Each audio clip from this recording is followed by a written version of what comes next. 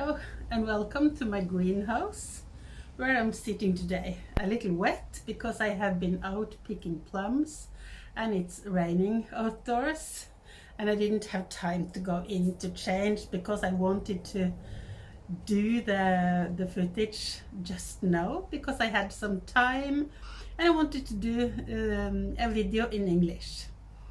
As you already know, I guess, I made an episode earlier this week now. At the end of last week. It's Tuesday today.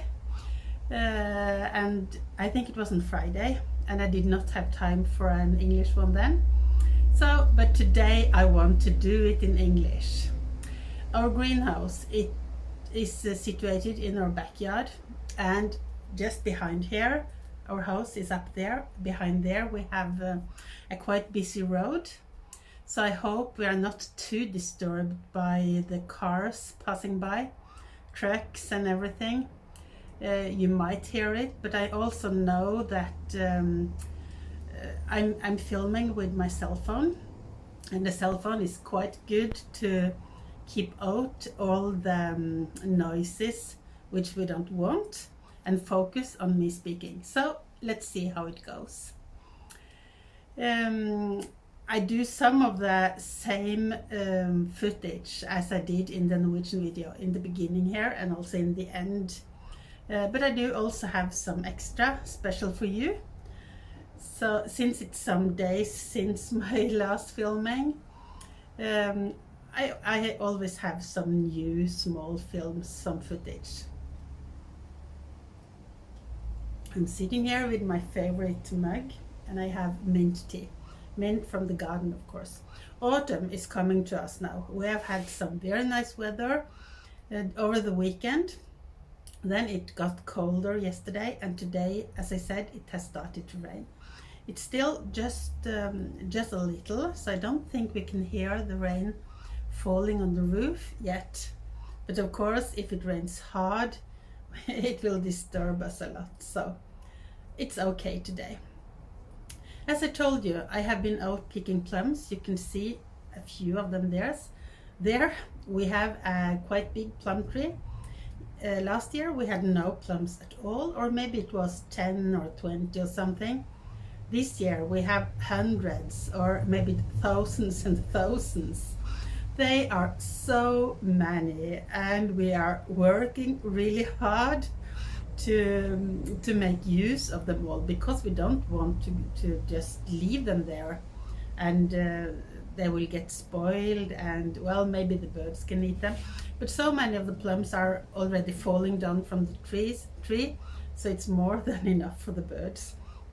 The rest we want to keep ourselves. My husband is the very clever one to make jams and juice and everything that goes with the berries and the fruit in the garden. I do the flowers and I do the vegetables, but he does everything else. So he has been very busy. By the way, today is his very last day at work. From tomorrow, on the 1st of September, he's a senior. And well, maybe we will have more time then, but I know from experience that being a senior still means that you have busy days. So we'll see. And when the weekend comes, we plan to go to the cabin, and the plums, they need to be taken now. So we will be busy today, tomorrow and Thursday. We also have invited a few of the neighbors to come over and pick. And we will pick for my parents, for the children, and we will, in the end, all those we have not managed to preserve, we will just pick and put in the freezer. And then during the winter, my husband will take them up and make more fruit juice, plum juice. So that's what we are busy doing for the moment. In the Norwegian film, I had two sequences of some filming. One was from a mountain pass here in Norway. You have to go there to see it, and I will advise you to do so because it's so beautiful. I will not add it here. So, well, it's not filming actually, but it's a lot of photos, images. We were driving from the southern tip of Norway, up northwards, and we had to pass a mountain called Haukeli Fjell. Fjell is mountain in Norwegian, so Haukeli. And for many years now, it has been tunnels to drive through, so we don't actually see very much of the mountain. But this summer it has been construction, or actually some cleaning work going on in the tunnels.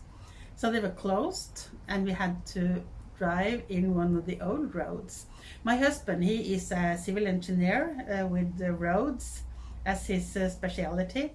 So he always has so many interesting things to tell when we are out driving. And he could show me up there in the mountains that there were 3 generations of roads. The first generation was the old one, built by hand power. The second was a quite narrow road, so it was very difficult to meet cars there. And then the third and newest generation is the one in tunnels. So we were lucky. We were to drive the second generation road, which took us over this beautiful part of the mountain. And because the cars couldn't meet, we had to drive in, do you call it colonna? Colonne is what we say in Norwegian. They take some of the cars, drive them over with a special following car in front, and then they stop the cars from that way, and then they take cars from the other side driving over, which meant that we had to wait for hours. Actually, it took us 2 hours, and we had very long stops up there. The weather was nice, and as I said, I took a lot of photos. So go to my newest Norwegian episode, the episode 27, and you will see it. It was actually the driving there and the beautiful mountain which inspired me to make these wrist warmers, which I think I have already shown you in the last episode. The mountain, Haukelifjell, and also the forest behind our cabin, which I showed in that episode where I talked about these wrist warmers.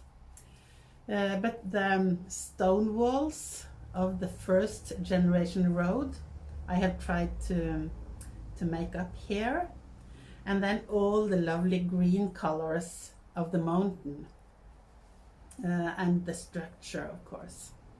I love this pattern so much. I plan to write it down and put it on my website, brittarnhild.no, but I haven't done yet. But I'm also working on a pair of socks in the same pattern, and then I decided I want to do a kofte, a cardigan, which is kofte in Norwegian. I have this beautiful project bag made by my friend Janne in Countryside Knitting, and I have started to knit the cardigan. So far only the first sleeve. Well, I say cardigan, I should say kofte, so you can learn some Norwegian words. So I'm working on the first sleeve, and it will be very much the same design, shaped like the longing for, or the Gotland rose kofte, and also my most previous Sol i Stockholm, Sun in Stockholm, which I have showed you already, the yellow and orange, very bright kofte with those coleus leaves on the sleeves and in the front. So here is what I'm working on for the moment. The Haukelifjell kofte. That's the hashtag I put on Instagram. I do my Instagram knitting account in Norwegian. It will be too much work for me to do it in English also. I'm very sorry about that, but I have so many Instagram accounts. I have this YouTube channel. I have blogs. I do have a blog which is only in English, you know that. Britt Arnhild's House in the Woods. I'll put the link here. which is my oldest blog. I started it back in the spring of 2005 actually, so it's quite old. And I have Norwegian blogs, and I'm on Facebook and everything, so, and I have plums to work with. So the knitting account on Instagram is in English, in Norwegian only. So, but the hashtag of this is Haukeli Fjellkofte. I really look forward to finish it, but I guess it will take me quite some time. I also have another sequence of photos in the Norwegian episode, which I talk about in Norwegian. Because when we were driving, before we came up to Haukelifjell, we drove through Setesdal, up from Kristiansand, south in Norway.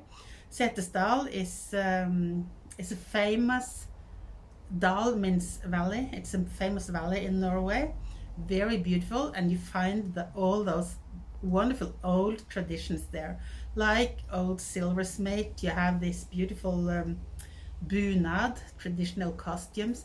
I know that Arne and Carlos actually have been in Setesdal recently, and from what I have heard, they will have a series of films from there starting tomorrow, and they will take you to the Setesdal Museum, where there is a very special exhibition. It's called Spelsau. It's a special kind of ship, and some spill, which is kind of working together. But it's the woman who has made this book is Annemor Sundbø, and she, many years ago, I think it was in the 80s, she inherited a special factory in Norwegian. It's called Shoddy Fabrik. Shoddy. I'm not sure if that's an English word, but it was a place where you could leave all your old worn out clothes, and it were made to be filling in mattresses and stuff like that. And she inherited this place, and she found so many beautiful worn knitted items, treasures actually, and she wanted to save them. They are too worn to be used, but still you can look at the beautiful handwork, hand knitting for several generations, and you can see all these beautiful traditional patterns: sweaters, kofte, socks, stockings, mittens, hats. There are so many wonderful things, and I took a lot of pictures, and you can see them in this episode 27, in the Norwegian episode. And I think on Sunday, the coming Sunday, or maybe it's next week, I'm not quite sure, but one of the coming days, Arne and Carlos will go to this museum, and I think they will meet Annemor Sundbø. Here she is. And hopefully have a chat with her. I think so. An interview maybe. And we will see more from this collection, what she has saved, and from the museum. I'm really, really, really looking forward to that. So I can, you can go there to see it in my episode, and also in Arne and Carlos's book. I'm also still working on this. Where have I put it? I can't find it now. Maybe I left it inside. This special shawl, which I called horizontal shawl in a way. I have already showed it. I have made it previously. I think maybe you have seen this. I start with just 3 or 4 stitches here, and then I increase and decrease to make the shawl grow, and I get this one. I can't see where I have put the one I'm working on, so I probably forgot it indoors. You could go again back to the Norwegian episode 27 and you will see it. Then I'll just put away something here.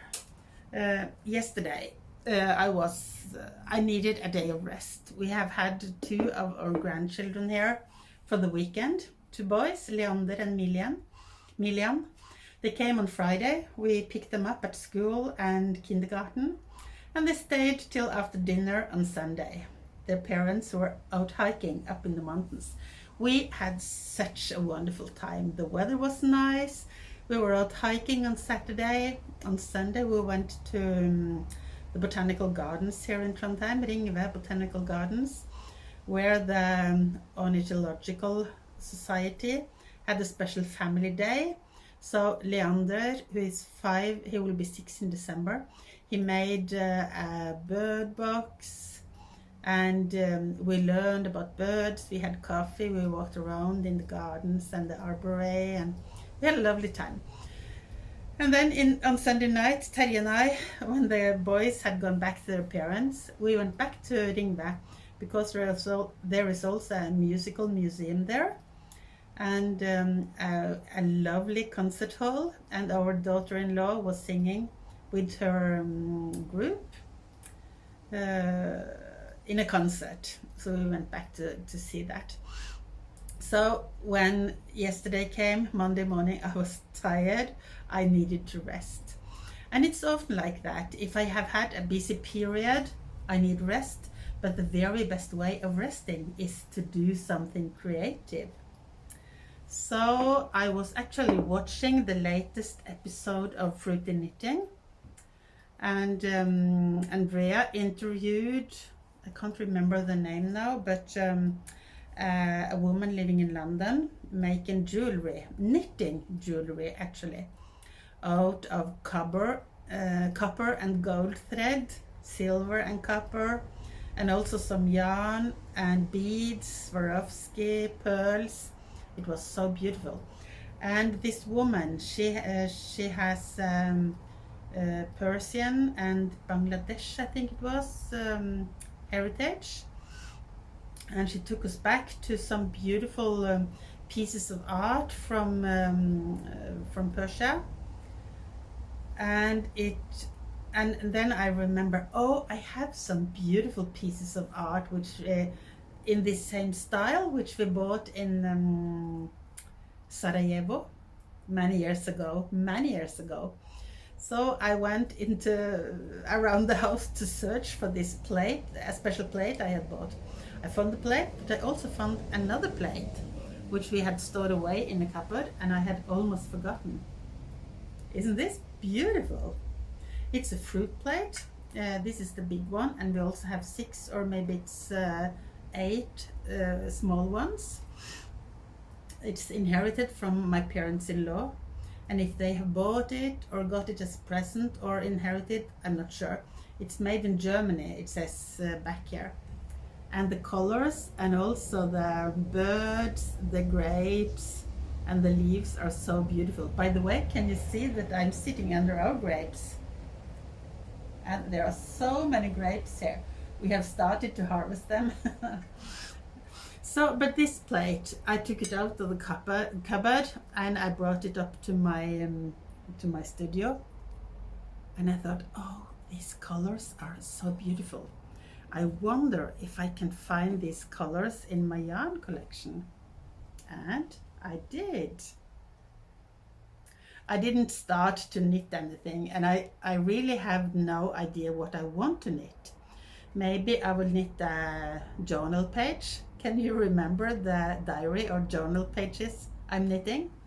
Maybe I will knit a pair of wrist warmers. That's what I often do when I find inspiration in art. Maybe a shawl, maybe something from a child. I don't know, but I really loved it.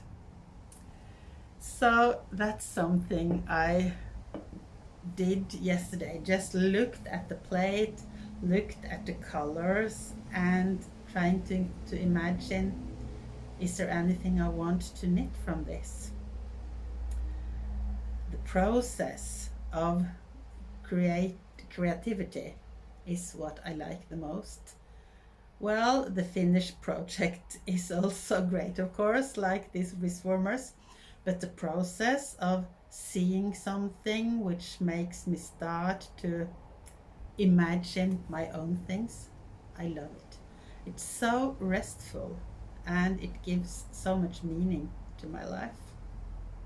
Well, I have talked for 20 minutes now. I thought I would pop in and have a short video with you. Well, it's still quite short, isn't it? I'm very glad I managed to do it in English. And bear over with me that I don't have new footage for the start and the end here. It's the same as, almost the same as Norwegian. Probably it will be the same. But I think you can enjoy it anyway. The piano music my mother is playing is a special piece of music from Trondheim about our river Nidelven and about this special river bridge, the old town bridge. In the end you can hear my good friend, the Rome man Giorgio, who is a street musician here in Trondheim, playing the same music. He played it for me, he knew that I filmed it, and he also know that I use it in my films. I have used it once before, I think. So enjoy everything about it. Thank you for your comments, thank you for your likes. I still have to struggle a little with what I will do with these English episodes, because I don't have very many viewers. And it's some work, of course. So please spread the news if you like this and you want it to continue. And also subscribe to my channel, press like, and I love your comments. I write back to all of you. And if you are unable to comment, you need a Google account to log into YouTube. And if you don't have that, and if you don't have logged into YouTube, you can always send me a message on Facebook or through my website, brittarnhild.no, or Instagram or whatever. Okay, maybe I'll see you again next week. Bye!